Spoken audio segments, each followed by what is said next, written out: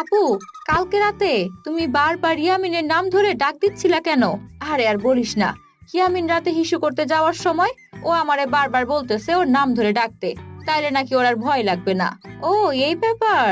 ইয়ামিন, কি হয়েছে সাম্বা? তোমার একদিন বলছিলাম ভয় পাইলে গান গাইবা, তাইলে আর ভয় লাগবে না।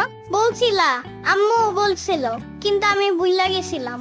তাইলে এখন আর ভুইলো না, রাতে যদি আবার হিসু করতে মন চায় তাইলে গান গাইবা, আর ভয় পাবা না। ঠিক আছে সাম্বা। পারবা তো? তুমি তো আবার ভিতুর টিম। সাম্বার বাচ্চা! আম্মু, আমার ওটা পাইছে। ওটা আবার কি? আরে হাগু পাইছে। ঠিক আছে, চলো টয়লেটে। আম্মু, তোমার যাওয়া লাগবে না, আমি একাই যাব। একা তুমি পারবা না। আমি পারবো।